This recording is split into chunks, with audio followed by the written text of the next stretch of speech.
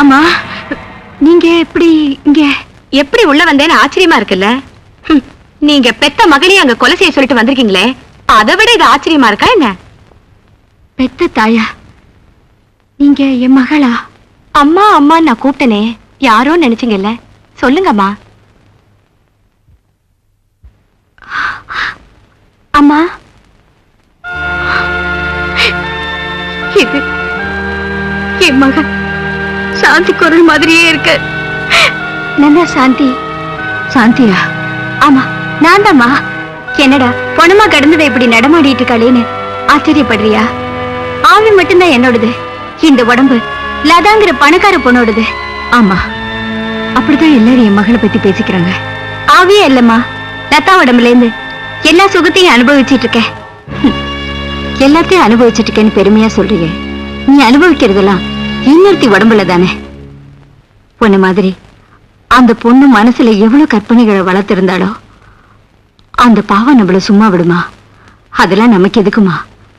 முதல்ல அவ உடம்ப விட்டு வெளியில போய் அந்த பொண்ணை வாழ விடு. அநியாயமா ஒரு பொண்ணோட வாழ்க்கையை கெடுத்துறாத. என் வாழ்க்கையை கெடுத்த அந்த டேவிட், லிடியா, ராதா, சித்ரா இவங்களெல்லாம் பழி வாங்கறதுக்கு தான் லதாவோட உடம்ப நான் பயன்படுத்திட்டு இருக்கேன். ஓஹோ, இப்பதான் புரியுது அவங்க சாவுக்கு நீதான் காரணம்னு. ஆமாமா. சீ, அம்மான்னு கூப்பிடாத. அந்த வார்த்தையை சொல்றது கூட உனக்கு அருகதே இல்ல. இவ்வளவு கொடூரமான உனக்கு நான் தாயா இருக்க விரும்பல. என்னை ஏமாத்தி நம்ப வச்சு கழுத்தறுத்துட்டாங்க. உன்னையா? அங்க என்ன நடந்ததுன்னு உனக்கு தெரியாது. டாக்டர் மோகன் என்ன மனசார காதலிச்சாரு. டாக்டர் மோகனா? ஆமா, அவர் என்ன காதலிக்கிறதா தான் கைப்பட லெட்டர் எழுதியிருந்தாரு. அந்த பாவிங்க அந்த லெட்டரை பயன்படுத்தி அவர் என்ன கூட்டிட்டு வர சொன்னதா கூட்டிட்டு போய் அலங்கோலப்படுத்தி என்னை இந்த நிலைமைக்கு ஆளாக்கிட்டாங்க.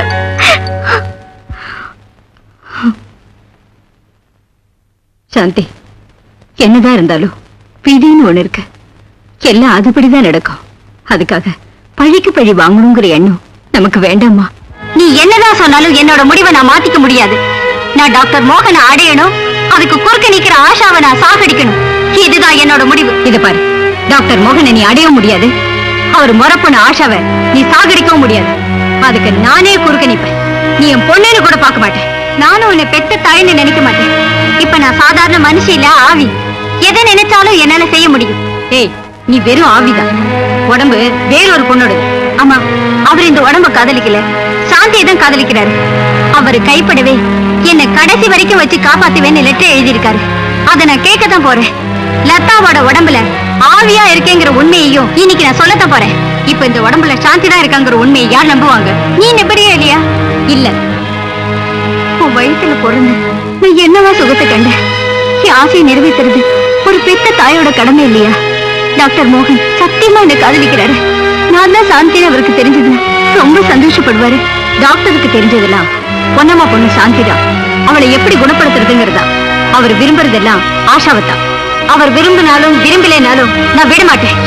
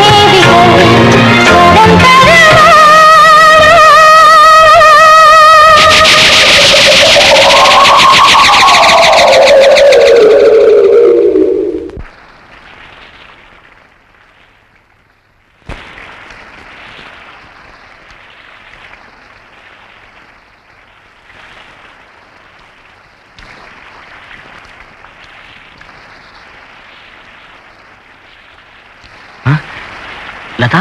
லதா இல்ல, சாந்தி. சாந்தியா?